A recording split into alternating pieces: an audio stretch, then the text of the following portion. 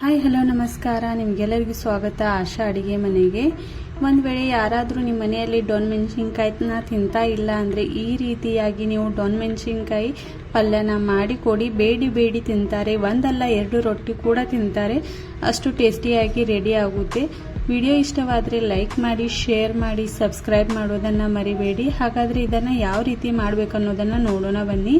ಇದನ್ನು ಮಾಡಲಿಕ್ಕೆ ಎಲ್ಲಕ್ಕಿಂತ ಮುಂಚೆ ನಾನು ಇಲ್ಲಿ ಡೊಣ್ ಮೆಣಸಿನ್ಕಾಯಿ ಅಥವಾ ಸಿಮ್ಲಾ ಮಿರ್ಚನ್ನ ನಾವು ಈ ರೀತಿಯಾಗಿ ಬೀಜವನ್ನು ತೆಗೆದು ಉದ್ದುದ್ದಾಗಿ ಕಟ್ ಮಾಡ್ಕೋಬೇಕಾಗುತ್ತೆ. ಈ ಸೈಜಲ್ಲಿ ನಾನು ಅಂದರೆ 5ರಿಂದ 6 ಡೊಣ್ ಮೆಣಸಿನ್ಕಾಯಿನ ಕಟ್ ಮಾಡಿ ಈ ಒಂದು ಬೌಲಲ್ಲಿ ತಕ್ಕೋಬೇಕು. ಈ ರೀತಿಯಾಗಿ ಎಲ್ಲ ಡೊಣ್ ಮೆಣಸಿನ್ಕಾಯಿನ ಉದ್ದುದ್ದಾಗಿನೇ ಕಟ್ ಮಾಡಬೇಕಾಗುತ್ತೆ.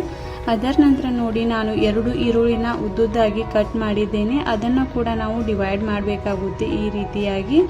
ಈ ರೀತಿಯಾಗಿ ಮಾಡಿದ ನಂತರ ನೋಡಿ, ಇದನ್ನು ಚೆನ್ನಾಗಿ ಒಂದ್ಸರ್ತಿ ಎರಡನ್ನು ಮಿಕ್ಸ್ ಮಾಡ್ಕೊಳ್ಳೋಣ. ಈ ರೀತಿಯಾಗಿ ಮಿಕ್ಸ್ ಮಾಡಿದ ನಂತರ ಇದರಲ್ಲಿ ಕೆಲವೊಂದು ಮಸಾಲೆಗಳನ್ನು ಹಾಕೋಣ. ಎಲ್ಲಕ್ಕಿಂತ ಮೊದಲು ನಾವು 1 ಪಿಂಚಷ್ಟು ಅರಿಶಿನ ಪುಡಿನ ಹಾಕೋಣ. ಮಸಾಲೆ ಡಬ್ಬಿಯಲ್ಲಿ ಇರುವಂಥ ಸ್ಪೂನ್ ಇದ್ದರೆ ಇಲ್ಲಿ 1/2 ಟೇಬಲ್ ಸ್ಪೂನಷ್ಟು ಅರಿಶಿನ ಹಾಕ್ಬೋದು. ಅದರ ನಂತರ ನೋಡಿ, ನಾನು 2 ಟೇಬಲ್ ಸ್ಪೂನಷ್ಟು ಕೆಂಪು ಖಾರದ ಪುಡಿನ ಹಾಕಿದ್ದೇನೆ. ನೀವು ನಿಮ್ಮ ರುಚಿಗೆ ತಕ್ಕಷ್ಟು ಖಾರನ ಹಾಕ್ಬೋದು. ಅದರ ನಂತರ ನೋಡಿ, 1/4 ಟೇಬಲ್ ಸ್ಪೂನ್ ಆಗುವಷ್ಟು ಜೀರಾ ಪುಡಿ ಹಾಕಿದ್ದೇನೆ.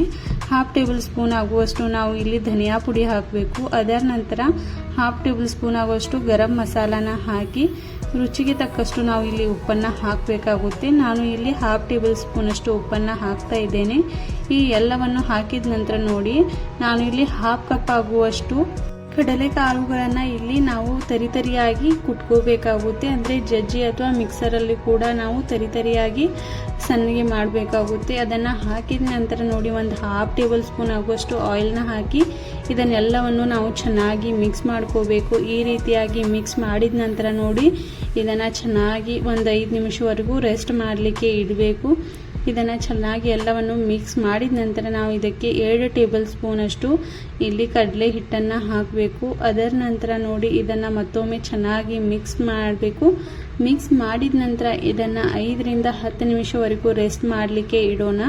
ಇವಾಗ ನೋಡಿ, ಇದು ಎಲ್ಲವನ್ನು ಚೆನ್ನಾಗಿ ಮಿಕ್ಸ್ ಮಾಡಿದ್ದೇನೆ. ಇದನ್ನು 5ರಿಂದ 10 ನಿಮಿಷ ನಾವು ಸೈಡಲ್ಲಿ ಇಟ್ಬಿಡೋಣ.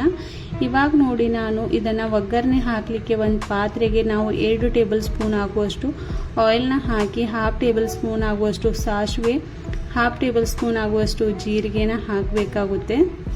ಚೆನ್ನಾಗಿ ಆಯಿಲಲ್ಲಿ ಸಿಡಿಲಿಕ್ಕೆ ಸ್ಟಾರ್ಟ್ ಆದರೆ ಇದರ ನಂತರ ನೋಡಿ, ನಾವು ಮಿಕ್ಸ್ ಮಾಡಿಟ್ಟಿರುವಂಥ ಡೊಣ್ ಮೆಣಸಿನ್ಕಾಯಿನ ಇದಕ್ಕೆ ಹಾಕಬೇಕಾಗುತ್ತೆ.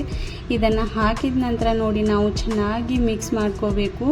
ಇದನ್ನು 5 ನಿಮಿಷವರೆಗೂ ಚೆನ್ನಾಗಿ ಮಿಕ್ಸ್ ಮಾಡಬೇಕಾಗುತ್ತೆ. ಇದು ಚೆನ್ನಾಗಿ ಆಯಿಲಲ್ಲಿನೇ ಫ್ರೈ ಆಗಬೇಕಾಗುತ್ತೆ. ಅದಕ್ಕೋಸ್ಕರ ನೋಡಿ, 3ರಿಂದ 4 ನಿಮಿಷವರೆಗೂ ಚೆನ್ನಾಗಿ ಫ್ರೈ ಮಾಡ್ತಾ ಇದ್ದೀನಿ. ಇದನ್ನು 1 ನಿಮಿಷ ಆದಮೇಲೆ ಮತ್ತೆ ಇದನ್ನು ಚೆನ್ನಾಗಿ ಮಿಕ್ಸ್ ಮಾಡಿ, ಯಾಕಂದರೆ ಹಾಗೆ ಬಿಟ್ಟರೆ ಕೆಳಗಡೆ ಹೊತ್ತುತ್ತೆ. ಅದಕ್ಕೋಸ್ಕರ ನೋಡಿ, ಇದನ್ನು ನಾವು ಈ ರೀತಿಯಾಗಿ ನಾನು ಚೆನ್ನಾಗಿ ಮಿಕ್ಸ್ ಮಾಡಿ 5 ನಿಮಿಷವರೆಗೂ ಚೆನ್ನಾಗಿ ಫ್ರೈ ಮಾಡಲಿಕ್ಕೆ ಬಿಟ್ಟಿದ್ದೆ. ಫ್ರೈ ಆದ ನಂತರ ನೋಡಿ, ಮತ್ತೆ ನಾವು 1-2 ಸಾಮಗ್ರಿಗಳನ್ನು ಹಾಕಬೇಕಾಗುತ್ತೆ. ಇದು ಚೆನ್ನಾಗಿ ಆಯಿಲಲ್ಲಿ ಎಷ್ಟು ಚೆನ್ನಾಗಿ ಫ್ರೈ ಆಗುತ್ತೆ ಅಲ್ವಾ, ಅಷ್ಟು ಚೆನ್ನಾಗಿ ಟೇಸ್ಟ್ ಕೂಡ ಕೊಡುತ್ತೆ. ಅದಕ್ಕೋಸ್ಕರ ನೋಡಿ, 5 ನಿಮಿಷವರೆಗೂ ಚೆನ್ನಾಗಿ ಇದನ್ನು ಫ್ರೈ ಮಾಡಬೇಕು. ಇವಾಗ ನೋಡಿ, ನಾನು 1 ಕಪ್ ಆಗುವಷ್ಟು ಇಲ್ಲಿ ಮೊಸರನ್ನು ಹಾಕ್ತಾ ಇದ್ದೇನೆ. ಮೊಸರನ್ನು ಹಾಕಿದ ನಂತರ ನೋಡಿ, ನಾವು ಗ್ಯಾಸ್ನ ಇಲ್ಲಿ ಲೋ ಫ್ಲೇಮಲ್ಲಿಟ್ಟು ಮೊಸರನ್ನ ಹಾಕಬೇಕು. ಅದರ ನಂತರ ನೋಡಿ, ಇದನ್ನು ಚೆನ್ನಾಗಿ ಮಿಕ್ಸ್ ಮಾಡ್ಕೋಬೇಕು. ಇದನ್ನು ಚೆನ್ನಾಗಿ ಮಿಕ್ಸ್ ಮಾಡಿದ ನಂತರ 1-2 ನಿಮಿಷವರೆಗೂ ಈ ರೀತಿಯಾಗಿ ನಾವು ಮಿಕ್ಸ್ ಮಾಡ್ತಾ ಇರಬೇಕು. ಈ ರೀತಿಯಾಗಿ ಮಿಕ್ಸ್ ಮಾಡಿದ ನಂತರ ನೋಡಿ, ಇದಕ್ಕೆ ನಾನು 1/2 ಕಪ್ ಆಗುವಷ್ಟು ನೀರನ್ನು ಹಾಕ್ತಾ ಇದ್ದೇನೆ. 1/2 ಕಪ್ ಆಗುವಷ್ಟು ಮಾತ್ರ ಸಾಕು. 1/2 ಕಪ್ ಆಗುವಷ್ಟು ನೀರನ್ನು ಹಾಕಿದ ನಂತರ ಒಂದು ಸರ್ತಿ ಚೆನ್ನಾಗಿ ಮಿಕ್ಸ್ ಮಾಡಿ ಬಿಡಬೇಕು. ಈ ರೀತಿಯಾಗಿ 5 ನಿಮಿಷವರೆಗೂ ಇದನ್ನು ಚೆನ್ನಾಗಿ ಬಾಯ್ಲ್ ಆಗಲಿಕ್ಕೆ ಬಿಟ್ಟು ಇದರ ನೀರನ್ನ ಸ್ವಲ್ಪ ಕಡಿಮೆ ಆದ ನಂತರ ನೋಡಿ, ನಾವು ಲಾಸ್ಟಲ್ಲಿ ಇದಕ್ಕೆ ಕೊತ್ತಂಬರಿ ಸೊಪ್ಪನ್ನು ಹಾಕಿ ಇದನ್ನು ಸೆಟ್ ಆಗಲಿಕ್ಕೆ ಬಿಡಬೇಕು. ಅಂದರೆ ಮತ್ತೆ 1 ನಿಮಿಷವರೆಗೂ ಚೆನ್ನಾಗಿ ಬಾಯ್ಲ್ ಮಾಡ್ಕೋಬೇಕು. ಇದರ ಕಂಪ್ಲೀಟ್ ನೀರನ್ನ ಕಡಿಮೆ ಆದ ನಂತರ ನೋಡಿ, ಇದು ಕಂಪ್ಲೀಟಾಗಿ ರೆಡಿಯಾಗಿದೆ. ಈ ರೀತಿಯಾಗಿ ನೀವು ಒಂದು ಸರ್ತಿ ಮಾಡಿ ನೋಡಿರಿ. ಟ್ರೈ ಕೂಡ ಮಾಡಿ, ತುಂಬಾ ಟೇಸ್ಟಿಯಾಗಿದೆ. ಟ್ರೈ ಮಾಡಿದ ನಂತರ ನೀವೇ ಕಮೆಂಟ್ ಮಾಡಿ ಹೇಳ್ತೀರಾ ಎಷ್ಟು ಚೆನ್ನಾಗಿದೆ ಅಂತ. ವಿಡಿಯೋ ಇಷ್ಟವಾದರೆ ಲೈಕ್ ಮಾಡಿ, ಶೇರ್ ಮಾಡಿ, ಸಬ್ಸ್ಕ್ರೈಬ್ ಮಾಡೋದನ್ನು ಮರಿಬೇಡಿ. ಇದೇ ರೀತಿ ಹೊಸ ಹೊಸ ವಿಡಿಯೋಗಳು ನಿಮಗೋಸ್ಕರ ತೆಗೆದುಕೊಂಡು ಬರ್ತಾ ಇರ್ತೇನೆ. ಸಬ್ಸ್ಕ್ರೈಬ್ ಮಾಡೋದ್ರಿಂದ ನಾನು ಇನ್ನೂ ವಿಡಿಯೋಸ್ಗಳನ್ನು ಮಾಡಲಿಕ್ಕೆ ಮೋಟಿವೇಟ್ ಆಗ್ತಾ ಇರ್ತೀನಿ. ಅದ್ರಗೋಸ್ಕರ ಎಲ್ಲಕ್ಕಿಂತ ಮೊದಲು ಸಬ್ಸ್ಕ್ರೈಬ್ ಮಾಡಿ. Thank you.